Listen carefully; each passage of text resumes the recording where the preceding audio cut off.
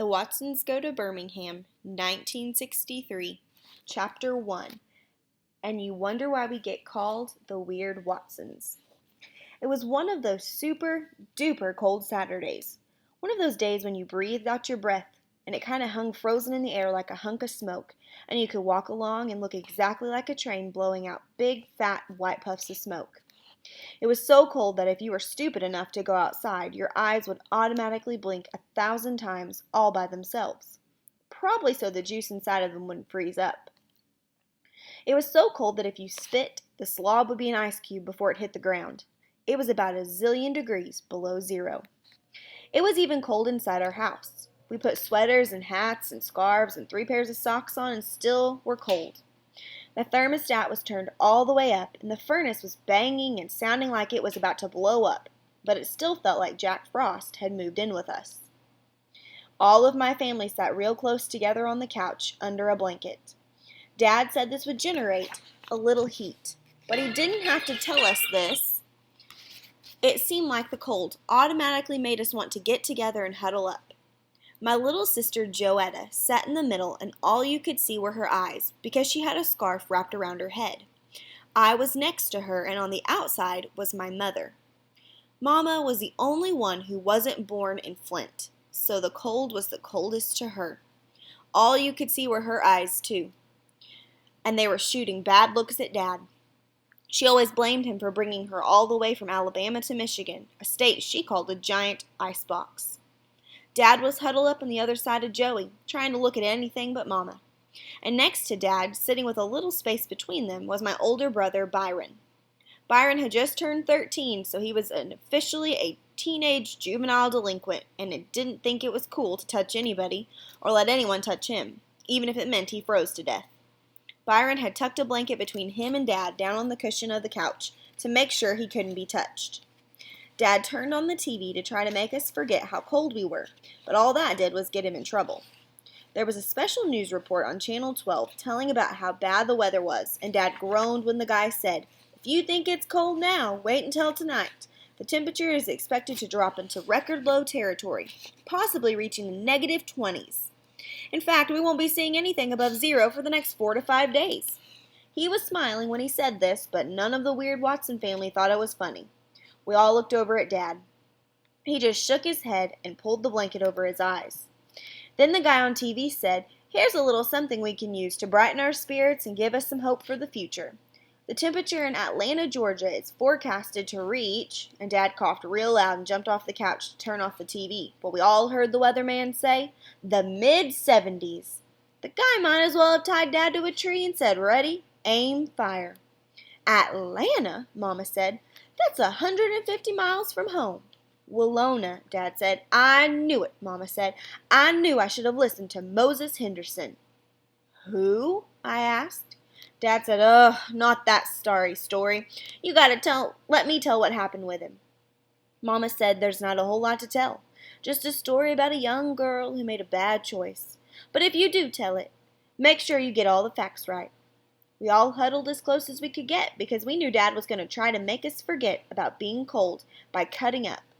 Me and Joey started smiling right away, and Byron tried to look cool and bored. "Kids," Dad said, "I almost wasn't your father. You guys came real close to having a clown for a daddy named Hambone Henderson." "Daniel Watson, you stop right there. You're the one who started that Hambone nonsense. Before you started, everyone called him by his Christian name, Moses, and he was a respectable boy, too. He wasn't a clown at all." "But the name stuck, didn't it? Hambone Henderson. Me and your granddaddy called him that because that boy had a head shaped just like a ham bone, and more knots and bumps on his head than a dinosaur. So as you guys sit here giving me these dirty looks because it's all a little chilly outside, ask yourselves if you'd rather be a little cool or go through life being known as a hambonetz." Me and Joey cracked up. Byron kind of chuckled, and Mama put her hand over her mouth. She did this whenever she was going to give a smile, because she had a great big gap between her front teeth. If Mama thought something was funny, first you'd see her trying to keep her lips together to hide the gap. And then, if the smile got to be too strong, you'd see the gap for a hot second before Mama's hand would come up to cover it, and then she'd crack up too. Laughing only encouraged Dad to cut up more. So when he saw the whole family thinking he was funny, he really started putting on a show. He stood in front of the TV. Yup, Hambone Henderson proposed to your mother around the same time I did. Fought dirty too. Told your mama a pack of lies about me, and when she didn't believe them, he told her a pack of lies about Flint. Dad started talking Southern style, imitating this Hambone guy. Willona, I heard tell about that weather up that far north of Michigan. Heard it's colder than inside an icebox. Seen a movie about it. Think it was made in Flint. Movie called Nanook of the North. Yep, do believe for sure it was made in Flint. Flint, Michigan. Folks there live in these things called igloos. According to what I seen in this here movie, most of the folks in Flint's Chinese. Don't believe I nan seen a colored person in this whole dang city. You a Bama gal. Don't believe you'd be too happy living in no igloo. Ain't got nothing against him, but don't believe you'd be too happy living amongst a whole slew of Chinese folks. Don't believe you'd like the food. Only thing them Chinese folks in that movie ate was whales and seals. Don't believe you'd like no whale meat. Don't taste a lick like chicken. Don't taste like pork at all. Mama pulled her hand away from her mouth. Daniel Watson, you are one-line man. Only thing you said that was true was that being in Flint is like living in an igloo. I knew I should have listened to Moses. Maybe these babies might have been born with lumpy heads, but at least they'd have had warm lumpy heads. You know Birmingham's a good place, and I don't mean just the weather either. Life is slower, people are friendlier. Oh yeah, Dad interrupted. They're a laugh a minute down there. Let's see. What was that coloreds only bathroom downtown? Daniel, you know what I mean. Things aren't perfect, but people are more honest about the way they feel. She took her mean eyes off Dad and put them on Byron. And folks there do know how to respect their parents. Byron rolled his eyes like he didn't care. All he did was tuck the blanket farther into the couch's cushion. Dad didn't like the direction the conversation was going, so he called the landlord for the 100th time. The phone was still busy. That snake in the grass has got his phone off the hook. Well, it's going to be too cold to stay here tonight. Let me call Sydney. She just had that new furnace put in, and maybe we can spend the night there. Aunt Sydney was kind of mean, but her house was always warm, so we kept our fingers crossed that she was home. Everyone, even Byron, cheered when Dad got Aunt Sydney and told us to hurry over before we froze to death. Dad went out to try and get the brown bomber started. That's what we called our car. It was a 1948 Plymouth that was a dull brown and real big. Byron said it was turd brown. Uncle Bud gave it to Dad when it was 13 years old, and we had it for 2 years. Me and Dad took real good care of it, but some of the time it didn't like to start up in the winter. After 5 minutes, Dad came back in huffing and puffing and slapping his arms across his chest. Well, it was touch and go for a while, but the great brown one pulled through again. Everyone cheered, but me and Byron quit cheering and started frowning right away. By the way Dad smiled at us, we knew what was coming next. Dad pulled two ice scrapers out of his pocket and said, Okay, boys, let's get out there and knock those windows out. We moaned and groaned and put some more coats on and went outside to scrape the car's windows. I could tell by the way he was pouting that Byron was going to try and get out of doing his share of the work. I'm not going to do your part, Byron. You'd better do it, and I'm not playing either. Shut up, punk. I went over to the brown bomber's passenger side and started hacking away at the scab of ice that was all over the windows. I finished Mama's window and took a break. Scraping ice off of the windows when it's that cold can kill you. I didn't hear any sound coming from the other side of the car, so I yelled out, I'm serious, Byron.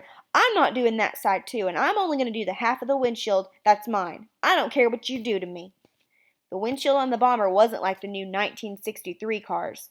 It had a big bar running down the middle of it, dividing it in half. Shut your stupid mouth. I got something more important to do right now. I peeked around the back of the car to see what By was up to. The only thing he'd scraped off was the outside mirror, and he was bending down to look at himself in it. He saw me and said, You know what, Square? I must be adopted. There just ain't no way two folks as ugly as your mama and daddy could give birth to someone as sharp as me. He was running his hands over his head like he was brushing his hair. I said, Forget you, and I went back over to the other side of the car to finish the back window. I had half of the ice off when I had to stop again and catch my breath. I heard Byron mumble my name. I said, You think I'm stupid? It's not going to work this time. He mumbled my name again. It sounded like his mouth was full of something. I knew this was a trick. I knew this was going to be How to Survive a Blizzard, Part 2. How to Survive a Blizzard, Part 1 had been last night, when I was outside playing in the snow and Byron and his running buddy, Buphead, came walking by. Buphead has officially been a juvenile delinquent even longer than Byron. "Say, kid," Buphead said, "you want to learn something that might save your stupid life one day?" I should have known better, but I was bored and I think maybe the cold weather was making my brain slow, so I said, "What's that?" "We gonna teach you how to survive a blizzard." "How?" Byron put his hands in front of his face and said, "This is the most important thing to remember, okay?" "Why?" "Well, first we gotta show you what it feels like to be trapped in a blizzard. You ready?" He whispered something to Buphead and they both laughed. "I'm ready." I should have known that the only reason Buphead and Bi would want to play with me was to do something mean. "Okay," Bi said. "First thing you gotta worry about is high winds." Byron and Buphead each grabbed one of my arms and one of my legs and swung me between them. "Woo! Blizzard warning! Blizzard warning! Woo! Take cover!" Buphead counted to 3, and on the third swing they let me go in the air. I landed head first in a snowbank. But that was okay because I had on 3 coats, 2 sweaters, a t-shirt, 3 pairs of pants, and 4 socks along with a scarf, a hat, and a hood. These guys couldn't have hurt me if they'd thrown me off the Empire State Building. After I climbed out of the snowbank, they started laughing, and so did I. "Cool, baby bruh," Bi said. "You passed that part of the test with a B+. What do you think, Buphead?" Buphead said, "Yeah, I'd give the little punk an A." They whispered some more and started laughing again. "Okay," Bi said. "Second thing you gotta learn is how to keep your balance in a high wind. You gotta be good at this so you don't get blowed into no polar bear dens." They put me in between them and started making me spin around, and it seemed like they spun me for about half an hour. When slobs started flying out of my mouth, they let me stop, and I wobbled around for a while before they pushed me back in the same snowbank. When everything stopped going in circles, I got up and we all laughed again. They whispered some more, and then Bi said, "What you think, Buphead? He kept his balance a good long time. I gotta give him an A-." "I ain't as hard a grader as you. I'm gonna give the little punk a double A-." "Okay, Kenny. Now the last part of surviving a blizzard. You ready?" "Yup." "You passed the wind test and did real good on the balance test, but now we gotta see if you're ready to graduate. You remember what we told you was the most important part of surviving?" "Yup." "Okay, here we go. Buphead, tell him about the final exam." Buphead turned me around to look at him, putting my back to Byron. "Okay, Square," he started. "I want to make sure you're ready for this one. You done so good so far, I want to make sure you don't blow it at graduation time. You think you're ready?" I nodded, getting ready to be thrown in the snowbank real hard this time. I made up my mind. I wasn't going to cry or anything. I made up my mind that no matter how hard they threw me in that snow, I was going to get up laughing. "Okay," Buphead said. "Everything's cool. You remember what your brother said about putting your hands up?" "Like this?" I covered my face with my gloves. "Yeah, that's it." Buphead looked over my shoulder at Byron and said, "Woo, high winds blowing snow. Woo, look out, blizzard a-comin'. Death around the corner, look out." Byron mumbled my name, and I turned around to see why his voice sounded so funny, and as soon as I looked at him, Byron blasted me in the face with a mouthful of snow. Man, it was hard to believe how much stuff Bi could put in his mouth. Him and Buphead just about died laughing as I stood there with snow and spit and ice dripping off of my face. Byron caught his breath and said, "Aw, man, you flunked. You done so good, and then you go and flunk the blowing snow section of How to Survive a Blizzard. You forgot to put your hands up. What you say, Buphead? F?" "Yeah, double F minus." It was a good thing my face was numb from the cold already, or I might have froze to death. I was too embarrassed about getting tricked to tell on them, so I went in the house and watched TV. So me and Bi scraped the ice off the brown bomber, and I wasn't going to get fooled again. I kept on chopping ice off the back window and ignored Bi's mumbling voice. The next time I took a little rest, Byron was still calling my name, but sounding like he had something in his mouth. He was saying, "Hey, hey, help, help." When he started banging on the door of the car, I went to take a peek at what was going on. Bi was leaned over the outside mirror, looking at something in it real close. Big puffs of steam were coming out of the side of the mirror. I picked up a big, hard chunk of ice to get ready for Byron's trick. "Hey, hey, hurry, hurry, go on, hurry up." "I'm not playing, Byron. I'm not stupid. You better start doing your side of the car or I'll tear you up with this ice ball." He banged his hand on the car harder and he started stomping his feet. "Holy, Kenny, hurry, go on." I raised the ice chunk over my head. "I'm not playing, Bi. You better get busy or I'm telling Dad." I moved closer, and when I got right next to him, I could see boogers running out of his nose and tears running down his cheeks. These weren't tears from the cold either. These were big, juicy, crybaby tears. I dropped my ice chunk. Bye, what's wrong? Help me, Kitty. Go get help.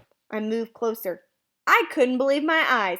Byron's mouth was frozen on the mirror. He was as stuck as a fly on flypaper. I could have done a lot of stuff to him. If it had been me with my lips stuck on something like this, he'd have tortured me for a couple of days before going to get help. Not me, though. I nearly broke my neck trying to get into the house to rescue Byron. As soon as I ran through the front door, Mama, Daddy, and Joey all yelled, "Close that door!" "Mama, quick! It's By. He's froze up outside." No one seemed too impressed. I screamed, "Really? He's froze to the car! Help! He's crying!" That shook them up. You could cut Byron's head off and he probably wouldn't cry. "Kenneth Bernard Watson, what on earth are you talking about?" "Mama, please hurry up." Mama, Dad, and Joey threw on some extra coats and followed me to the brown bomber. The fly was still stuck and buzzing. "Oh, Ma, help me. Get me out of here." "Oh, my word," Mama screamed, and I thought she was going to do one of those movie-style faints. She even put her hand on her forehead and staggered back a little bit. Joey, of course, started crying right along with Byron.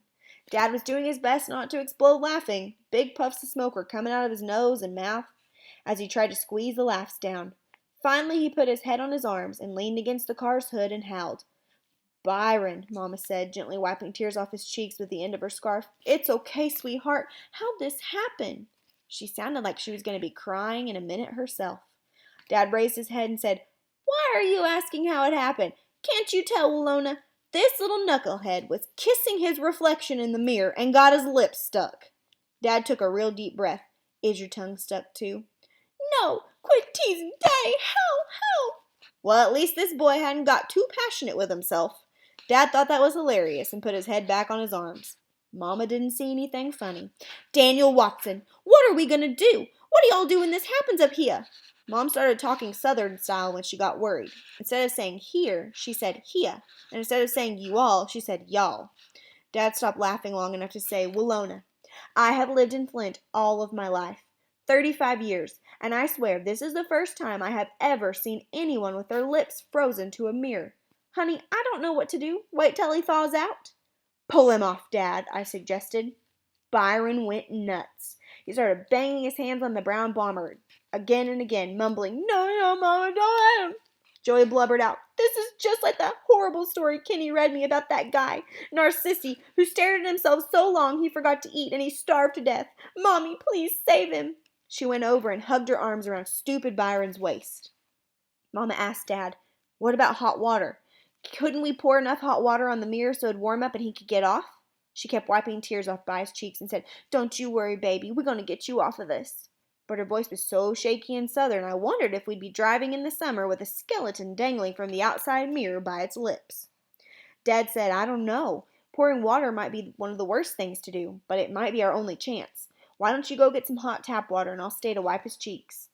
Joey told By, "Don't worry. We'll come right back." And she stood on her tiptoes and gave By a kiss, and then she and Mama ran inside.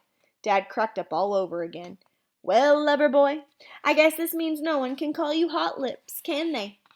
Dad was killing himself. Or the last of the red-hot lovers either, huh? He tugged on Byron's ear a little, pulling his face back. By went nuts again. "Don't do that! Mom, my honey, King, go get Mama, hurry!" I guess that's not going to work, is it? Every time he wiped away the tears, the little mustache of boogers on Byron's lip, Dad couldn't help laughing, until a little river of tears was coming out of his eyes, too. Dad tried to straighten his face when Mama and Joey came running back with a steaming glass of hot water, but the tears were still running down his cheeks. Mama tried to pour the water on the mirror, but her hands were shaking, so much that she was splashing it all over the place. Dad tried to, but he couldn't look at Byron without laughing and shaking. That meant that I had to do it. I knew that if my lips were frozen on something and everybody was shaking too much to pour water on them except for Byron, he'd do some real cruel stuff to me. He probably would have accidentally splashed my eyes until they were frozen open or put water in my ears until I couldn't hear anything, but not me. I gently poured a little stream of water over the mirror. Dad was right. This was the worst thing we could do. The water made a cracking sound and froze solid as soon as it touched the mirror and By's lips. Maybe his mouth was frozen, but his hands sure weren't. And he popped me right in the forehead, hard. I hate to say it, but I started crying too. It's no wonder the neighbors call us the weird Watsons behind our back. There we were, all five of us, standing around a car with a temperature about 1,000,000 degrees below zero, and each and every one of us crying. Top, top, Vi yelled. Daniel Watson, what are we going to do? Mama went nuts. You got to get this boy to the hospital. My baby's going to die. Dad tried to look real serious real quick. Willona, how far do you think I'd get driving down the street with this little clown attached to the mirror? What am I supposed to do, have him run beside the car all the way down to the emergency room? Mama looked real close at Vi's mouth, closed her eyes for a second like she was praying, and finally said, Daniel, you get in there and you call the hospital and see what they say we should do. Joey and Kenny go with your daddy. Dad and Joey went crying into the house, and I stayed by the brown bomber. I figured Mama was clearing everybody out for something, and Byron did too, and he looked at Mama in a real nervous way. Mama put her scarf around Vi's face and said, Sweetheart, you know we gotta do something. I'm gonna try to warm your face up a little. Just relax. Okay, Ma. You know I love you, and I wouldn't do anything to hurt you, right? If Mama was trying to make Byron relax, she wasn't doing a real good job at it. All this talk about love and not getting hurt was making him real nervous. What are you gonna do, huh? Don't hurt me. Kenny, help! Mama moved the scarf away and put one hand on Byron's chin and the other one on his forehead. No, help me, Kenny! Mama gave Byron's head a good hard snatch, and my eyes automatically shut, and my hands automatically flew up to cover my ears, and my mouth automatically flew open and screamed out, Yow! I didn't see it, but I bet Byron's lips stretched a mile before they finally let go of that mirror. I bet his lips looked like a giant rubber band before they snapped away from that glass. I didn't hear it, but I bet Byron's lips made a sound like a giant piece of paper being ripped in half. When I opened my eyes, Byron was running into the house with his hands over his mouth and Mama following right behind him. I ran over to the mirror to see how much of Byron's mouth was still stuck there. The dirty dogs let Byron get away with not doing his share of the windows, and I had to do the whole car myself. When we were finally going to Aunt Sydney's house, I decided to pay Byron back for punching me in the forehead and getting out of doing his part of the window scraping. Joey was sitting between us, so I felt kind of safe. I said to her, loud, Joetta, guess what? I'm thinking about writing my own comic book. What about? Well, it's going to be about this real mean criminal who has a terrible accident that turns him into a superhero. Joey knew I was going to tease Byron, so she sat there looking like I should be careful about what I said. Finally, I asked her, do you want to know what I'm going to call this superhero? What? I'm going to call him the Lipless Wonder. All he does is beat up superheroes smaller than him, and the only thing he's afraid of is a cold mirror. All the weird Watsons except Byron cracked up. Mama's hand even covered her mouth. I was the only one who saw Byron flip me a dirty sign and try to whisper without smearing all the Vaseline Mama had put on his lips. You wait. I'm going to kick your little behind. And then he made his eyes go crossed, which was his favorite way of teasing me. But I didn't care. I knew who had won this time.